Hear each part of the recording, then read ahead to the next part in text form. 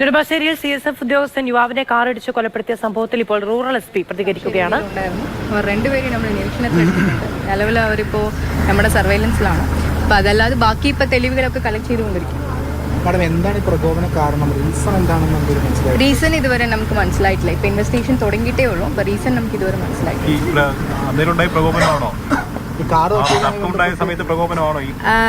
ഇന്നും ആക്ച്വലി നമുക്ക് കൃത്യമായിട്ടുള്ള വിവരങ്ങൾ കിട്ടിയിട്ടില്ല. സംഭവത്തിലുള്ള ബാക്കി എല്ലാവരുടെ മൊഴികളും നമ്മൾ രേഖപ്പെടുത്തിക്കൊണ്ടിരിക്കുകയാണ്. അല്ല, നിരീക്ഷണത്തിലാണോ? അപ്പൊ നമ്മുടെ ബാക്കിയുള്ള തെളിവുകൾ മറിച്ചാലിന്റെ ബേസിക് പ്രൊസീജിയേഴ്സ് ഒക്കെ കംപ്ലീറ്റ് ചെയ്തുകൊണ്ടിരിക്കുകയാണ്. അത് നമ്മൾ വെരിഫൈ ചെയ്യണം. അവര് CSF. ഈ കൊല്ലപ്പെട്ട യുവാവ് ഇതെല്ലാം വീഡിയോ ദൃശ്യങ്ങൾ പകർത്തി മൊബൈൽ പകർത്തി അത്തരത്തിൽ വിവരമുണ്ടോ? നമുക്ക് അങ്ങനെ കുറച്ച് എവിഡൻസുകളൊക്കെ കിട്ടിയിട്ടുണ്ട്. അത് വെരിഫൈ ചെയ്തുകൊണ്ടിരിക്കുകയാണ്. നമുക്ക് ഇവിടുത്തെ CSFന്റെ SIയും അവിടുത്തെ ഒരു കമ്പനീൻ്റെ റൈറ്ററായിട്ടുള്ള ഒരു പോലീസ് കോൺസ്റ്റബിളാണ്. അപ്പോൾ ഇവരുടെ നേറ്റീവ് സ്ഥലങ്ങളൊക്കെ ബീഹാറിന് പറഞ്ഞ് നമുക്ക് ഇൻഫർമേഷൻ കിട്ടിയതാണ്. അപ്പോൾ ബാക്കി കാര്യങ്ങൾ നമ്മൾ CSFോട് അവരുടെ ബേസിക് ഡീറ്റെയിൽസും അവരുടെ കാര്യങ്ങൾ എടുത്തിട്ടുണ്ട്. നമുക്കതിന് വ്യക്തമായിട്ടില്ല. അപ്പോൾ ഇവരുടെ ബേസിക് ഡീറ്റെയിൽസ് ഒരാൾക്ക് പരിക്കുണ്ട്. അവർ മെഡിക്കൽ സർവൈലൻസിലാണ്.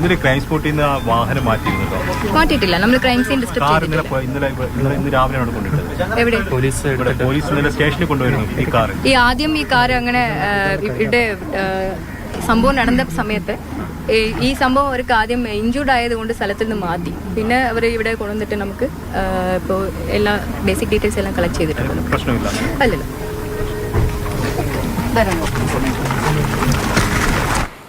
റൂറൽ SP ഹേമലതയാണ് പ്രതികരിച്ചത്. പോലീസ് സ്റ്റേഷനിൽ എത്തിയതിനു ശേഷമാണ് ഈ സംഭവ വികാസങ്ങൾ പോലീസ് ഉദ്യോഗസ്ഥരോട് നേരിട്ട് സംസാരിച്ച് വിലയിരുത്തിയതിനു ശേഷമാണ് റൂറൽ SPയുടെ പ്രതികരണം ലഭ്യമായത്. അരുൺ ശങ്കർ വിവരങ്ങളുമായി ചേരുന്നുണ്ട്. അരുണ, കാർ അവിടുന്ന് മാറ്റിയതൊന്നും തന്നെ പ്രശ്നമുള്ള കാര്യമല്ല എന്നാണ് ഇപ്പോൾ റൂറൽ SP പറയുന്നത്. എന്തൊക്കെയാണ് വിശദാംശങ്ങൾ? തീർച്ചയായിട്ടും ആ കാറ് ഇന്നലെ രാത്രി ക്രൈം സ്പോട്ടിൽ നിന്ന് മാറ്റിയത് ഒരു പ്രശ്നമുള്ള കാര്യമല്ല എന്നുള്ളതാണ് റൂറൽ SP തന്നെ വ്യക്തമാക്കുന്നത്. അതോടൊപ്പം തന്നെ രണ്ടുപേർ നിലവിൽ കസ്റ്റഡിയിലുണ്ട്. അത് ഈ CSFI ഉദ്യോഗസ്ഥരാണ്. അതോടൊപ്പം തന്നെ എടുത്തു പറയുന്ന പ്രധാനപ്പെട്ട കാര്യമെന്ന് പറയുന്നത് ഈ രണ്ടുപേർ എന്തിനാണ് ഈ യുവാവിനെ കൊന്നത് എന്ന് സംബന്ധിച്ചുള്ള വ്യക്തമായൊരു സൂചന ലഭിച്ചിട്ടില്ല. കാരണം അത് സംബന്ധിച്ചുള്ള അന്വേഷണം നടക്കുകയാണ്. അതിനുശേഷം മാത്രമേ എന്താണ് ഈ കൊലപാതകത്തിന് പിന്നിൽ എന്ന് കണ്ടെത്താൻ കഴിയൂ എന്നുള്ളതാണ് റൂറൽ SP പറയുന്നത്. കാരണം നമ്മൾക്കറിയാവുന്നത് ഈ തർക്കമുണ്ടായതിനു ശേഷം ഉള്ള വൈരാഗ്യത്തിലാണ് ഇത്തരത്തിലുള്ള കൊലപാതകം നടത്തിയത് എന്നുള്ളതാണ്. പക്ഷേ അതിനപ്പുറത്തേക്ക് എന്തെങ്കിലും ഉണ്ടോ എന്നുകൂടി പോലീസ് പരിശോധിക്കുന്നുണ്ട്. എന്തായാലും രണ്ടുപേർ നിലവിൽ കസ്റ്റഡിയിലുണ്ട്. സംശയം നേരത്തെ തന്നെ ഈ ദൃക്സാക്ഷി ഉൾപ്പെടെയുള്ളവർ പറഞ്ഞ വിവരത്തിന്റെ അടിസ്ഥാനത്തിൽ രണ്ടുപേരെ കസ്റ്റഡി എടുത്തിട്ടുണ്ട്. ആ രണ്ടുപേരെ ചോദ്യം ചെയ്യുന്നത് മാത്രമായിരിക്കും പിന്നീടുള്ള തെളിവുകൾ ലഭിക്കുക. അതോടൊപ്പം തന്നെ ഈ കൊല്ലപ്പെട്ട യുവാവ് ചില ദൃശ്യങ്ങൾ പകർത്തി എന്നുള്ളത് ബന്ധുക്കളൊക്കെ തന്നെ പറഞ്ഞിരുന്നു. അക്കാര്യം പോലീസ് സ്ഥിരീകരിക്കുന്നുണ്ട്. അങ്ങനെ ചില ദൃശ്യങ്ങൾ ഞങ്ങൾക്ക് കിട്ടിയിട്ടുണ്ട്. അതൊക്കെ പരിശോധിക്കുകയാണെന്നാണ് റൂറൽ SP ഹേമലത വ്യക്തമാക്കുന്നത്.